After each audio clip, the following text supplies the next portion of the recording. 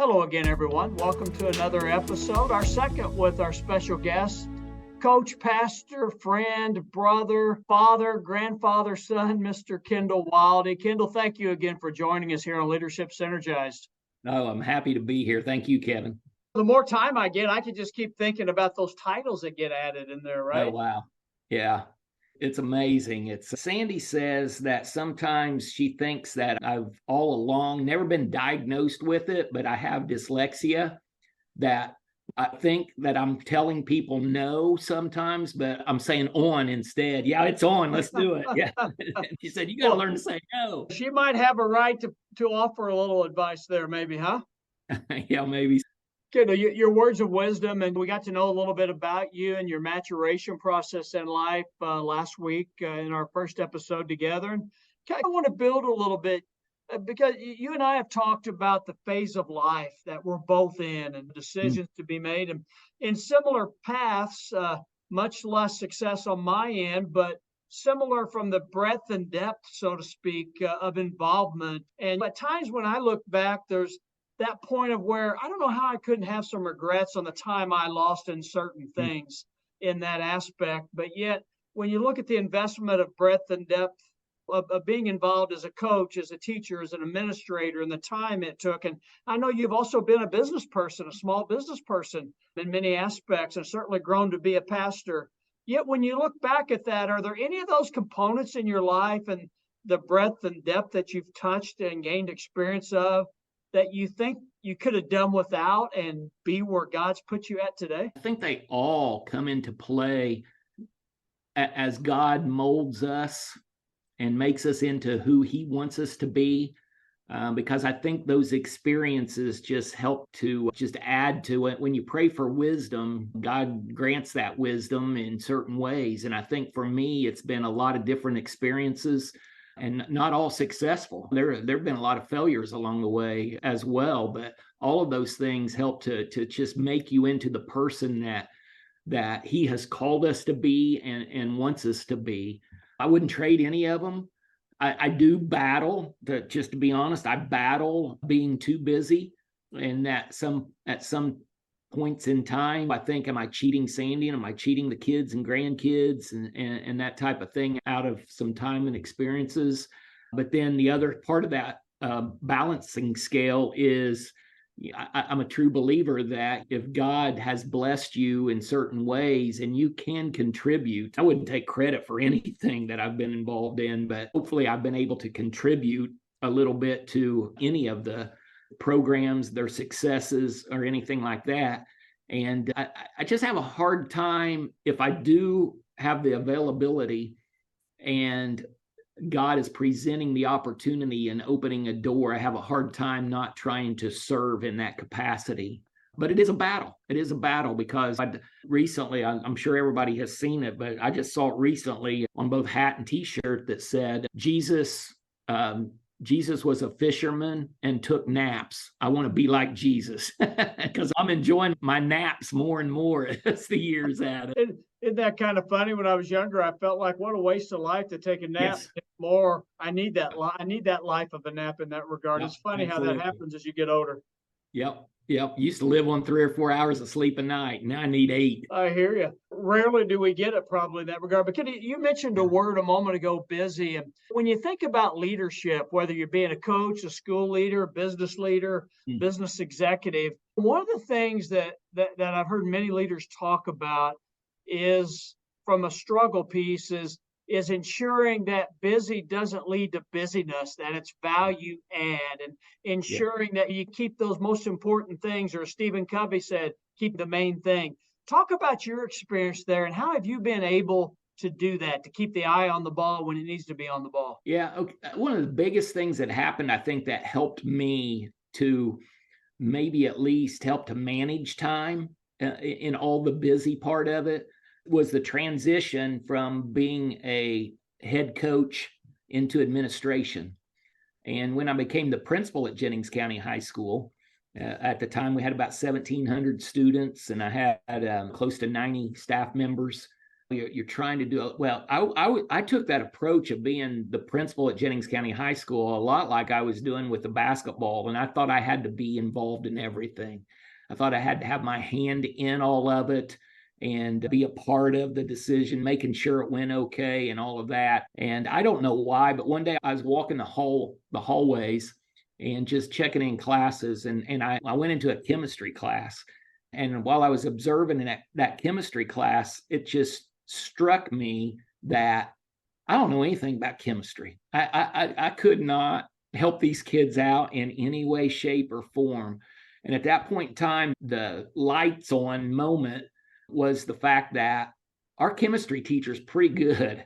And he's been trained to teach chemistry. He knows his stuff. I just need to empower him to teach chemistry. And then you take that on all levels. I don't have to teach every class. There are people in place to teach classes. I don't have to do that. And when I came to that realization that as a leader, I needed to be in a spot where I could be their facilitator, where I could get things when they needed it and help them out in other ways and not manage them, but empower them to do their job and me just be the conduit to help them however they needed to get these kids to have success. Totally changed my life as an administrator and as a leader. It's like you got to empower people to do their job and then have their back along the way. So that was a big aha moment for me in the leadership aspect of it. I don't know if that answered your question or not. I forget what it was now. No, I think you did a great job with it. You're right. So many times, especially, and I wonder, Kendall, or at least my theory, no data to back it up necessarily or research, but when, and maybe this again has been coming in the history of the industrialized nation, so to speak, but it seems like when in the United States, the movement for service industry and manufacturing and others similar to low-cost regions kind of took the number of employees down to lower levels, but yet the work seemed to rise. So it was doing more with less. And the executives would say, yeah, but you got to identify the non-value and you don't need to be doing that. And then 2 weeks later, they want you doing that. They said they didn't, in that regard. And hey, I've been guilty of that. So I'm not pointing fingers. But I wonder, it just seems like at times that maybe, and I'm very guilty of this, somebody will come to me and I immediately jump to there's something I need to go do. But in reality, they're not necessarily asking me to do something as much as maybe just provide a little support or to help guide them if they're off track in that regard. And to your point, that's been a very positive learning. And I think as we build experience in life as leaders, there's more and more of that opportunity. Because was it Abraham Lincoln who's credited, I think I heard once, that paraphrasing, the worst thing one can do for another is that which he or she should be capable of doing for themselves. Yeah, absolutely. We get off course so much when we worry about and goals, having goals in mind and benchmarks that you want to accomplish. Those are not bad things. Those are all great things. But when they become just your focal point, I think we miss the boat so often because the journey is what is important. The experience is what is important. The process is what is important. And we have gotten so far away from being able to enjoy the process. We're the only people around that we stand in front of a microwave and want it to hurry up. It's where back in the day, grandma made a great meal and it took her all day to make that meal. It's the process that made it so good. We want instant satisfaction or gratification. We want it now. And I think people see whether or not they have success in whatever avenue they're in life, whether it's business, whatever, they want it now. And they miss out on the fulfillment and the joy of the process. And what we don't always take into account is to get to some place, if you want to use math, that God's math doesn't make sense to us. How he produces and multiplies and does things doesn't make sense. All we have to do along the way is do our part, be the servant he wants us to be, put in our gifts and talents wherever they fit in, and then let him. I should be retired now, Kevin. I should be here and gone and all that kind of thing. God just keeps providing. And I never dreamed, like here at Columbus Christian, the way things have taken off. We came out of COVID and we went to our congregation at East Columbus Christian Church and asked them if they would support us in a new building project that ended up being about $2.8 million. And we only had 168 students at the time. Our building was big enough. To say that we needed the building because of the enrollment did not make sense. But to say that God is moving and God is wanting us to do this, He has plans, and we see this because of things that are happening in society and where people are moving, and He is wanting us to be ready for some kind of shift. That was our message. And they went with it. They supported it. And that was in 2000, the fall of 2020. And we went from 168 that year to, it was 200 and some in 21, 300 and some in 22. And this year in 23, we started with 423 students. And the wing that we built isn't big enough for what we need right now. We're talking about another wing. That's nothing that any of us did. I'm not a rich person, and most of the people around here aren't. But that was faithful people saying, yeah, then let's do it. And here's my little part of it. Here's what I'll pledge, or here's what I'm able to give. And to each one of those, they don't add up to much, but God's math, it doesn't make sense to us. And He has just provided for us to be able to be moving toward paying off that wing and already talking about another building addition. And along the way, just like the vision that He gave us, things are happening in society where people are now seeking a private school, a Christian education. Legislature has done things to help us with school choice scholarships. The secular world is pushing people to want a little security and safety, and hopefully a biblical worldview behind that as well in their education.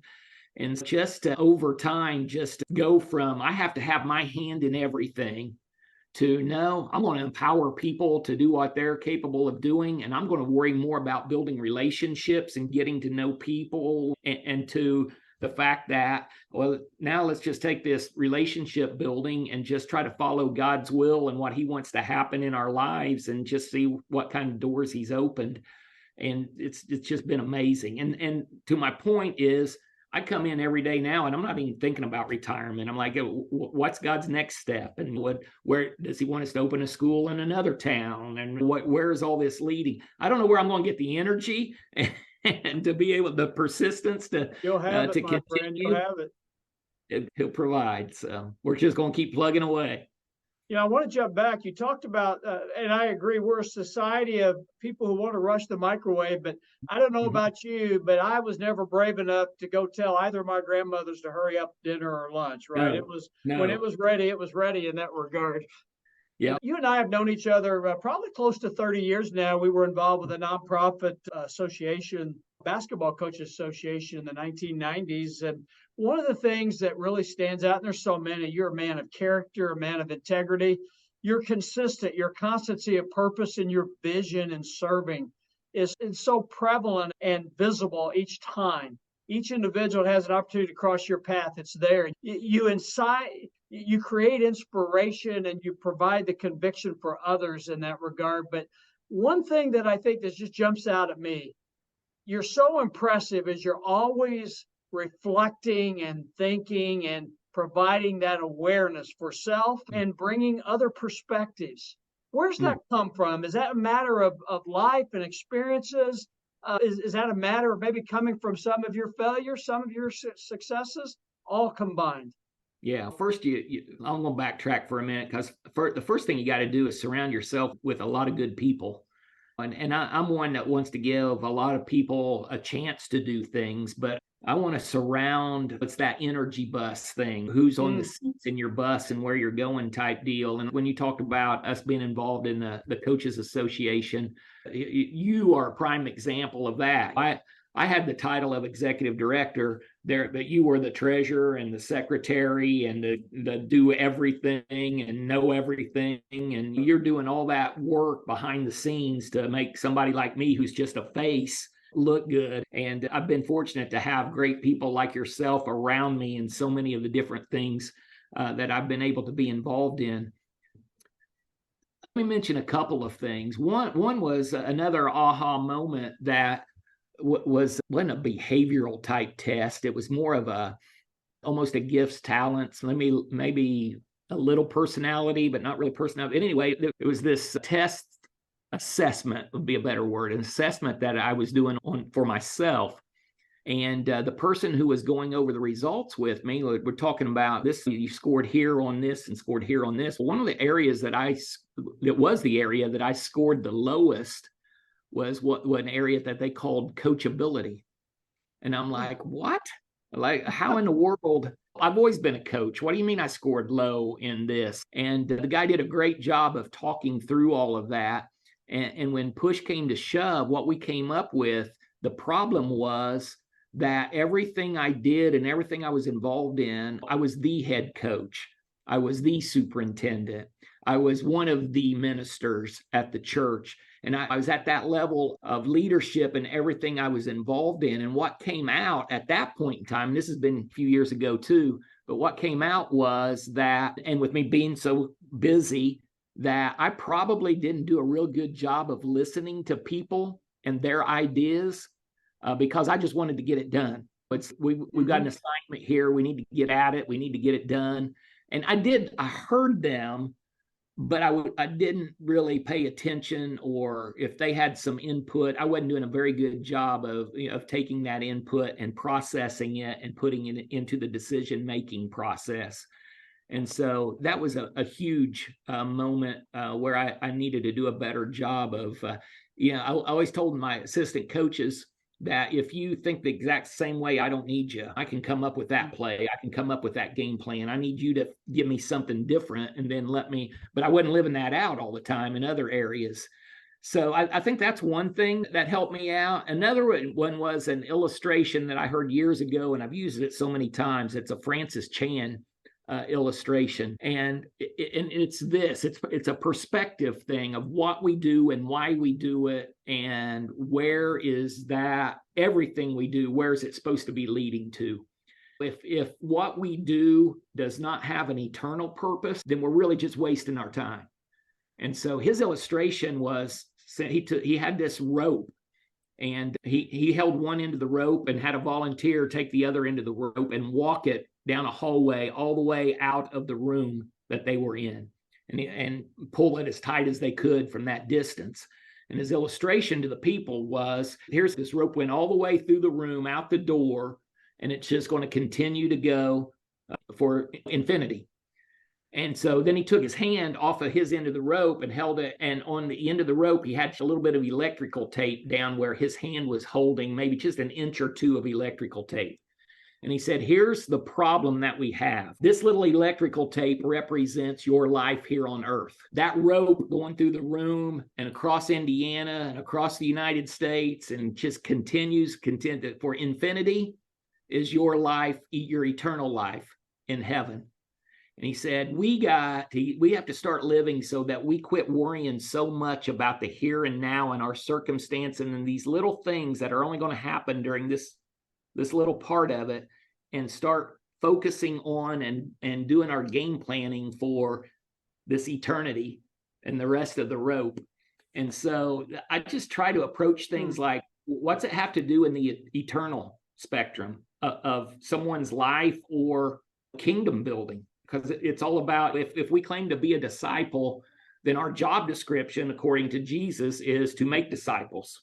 The Great Commission is really simple. Go and make disciples, baptizing them in the name of the Father, the Son, and the Holy Spirit, and teaching them everything I have commanded you. We got a disciple. Every disciple is a disciple made, and we're to go to make disciples and teach them the best that we can. Wow, very well said. Thank you for sharing that, my friend. For those of you listening and watching, is Kendall not fantastic? What a representative of a belief and of a faith and a child of God. And Kendall, as we prepare to wrap up the second episode, if you were to give one piece of advice that probably stands out most of all for you and your development as a leader, as the man you are today, what might that be?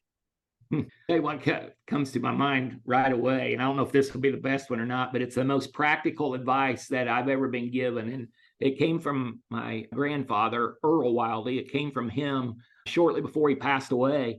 And I was already getting into the administration part of it or anything. And he gave me this piece of advice, and it has helped me tremendously in the office and having to make decisions and deal with people. And his advice was this. He said, Kendall, always remember, no matter how flat you make it, there's always two sides of a pancake. And because so many times somebody will come to you and say, did you know this? So-and-so did this, or this happened here. And we tend to jump on that ship and try to change things or make our decisions. And we haven't even considered why that happened or what the other side has to say about it or anything else. So I've always kept that in my mind. He said, no matter how flat you make it, there's always two sides of a pancake. And just tried to make decisions based on that. I love it. We got pancakes and microwaves, right? Just keeping life in perspective. Kendall, what are you currently working on for your own personal growth and development? Oh, wow. Just doing a little bit of reading. Always to read. The energy bus came up to me because we did that book and Bible study with our basketball team at Columbus this past summer. Wow. And so now I just got the next book of John Gordon's that's called One Truth. And so I'm getting ready to read that. So I do that a lot. I try to be active. I try to get some exercise in as much as I can. I used to be a runner, and I can't do that because it bothers my knees so much anymore. I get a lot of walking in. Of course, at practice, it helps to be able to move around with kids a little bit. The biggest thing I think is, or the other piece to all of that, and the most important is just your own individual spiritual time of reading the Bible and daily devotion and that type of thing. And just try lately more than I should have been doing it a whole lot earlier, but try to get up just a little bit earlier in the morning and get that started right off the bat. It's amazing how that changes your day. I was telling some of our players the other day, they were dragging on one of our morning workouts, and I'm like, hey, it's your attitude.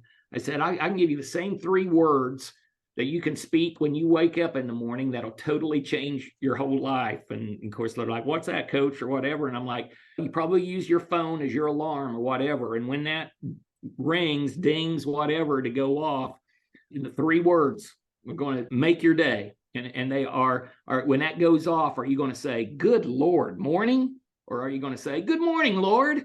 And it just totally changes your whole perspective to the day. So I'm trying to get up earlier and have that study early in the morning. And it helps out so much to be able to face whatever's going to come our way during the day. But yeah, a lot of spiritual training, a little bit of physical training, and try to keep my mind alert with some reading here and there.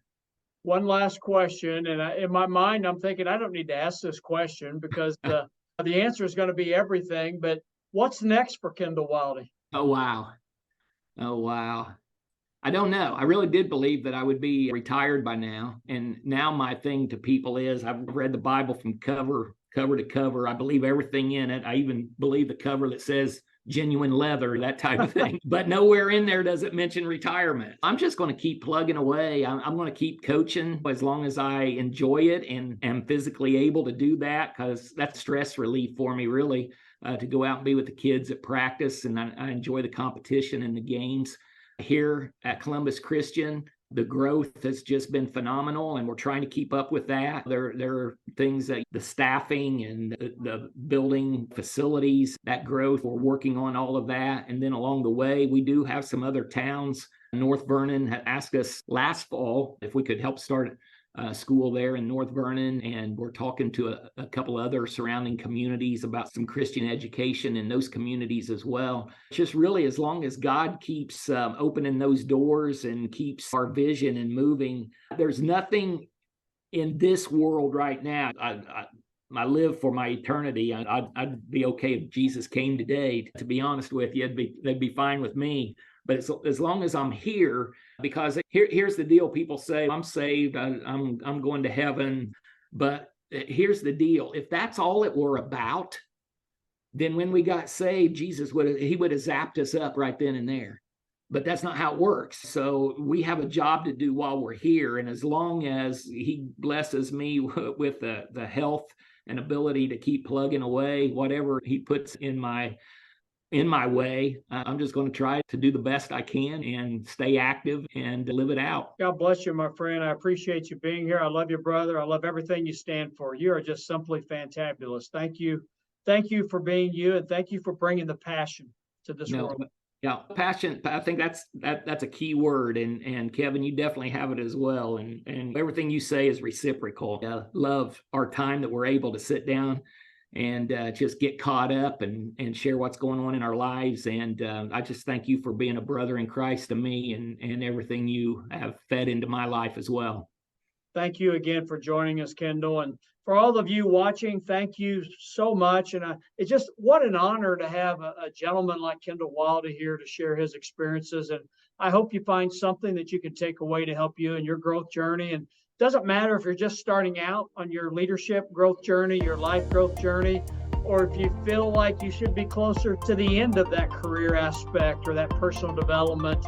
You're still growing. You still have that opportunity. Don't let that door close without walking through it. So for Kendall, for me, God bless you. Thank you from the bottom of our hearts. We appreciate you and have a wonderful day.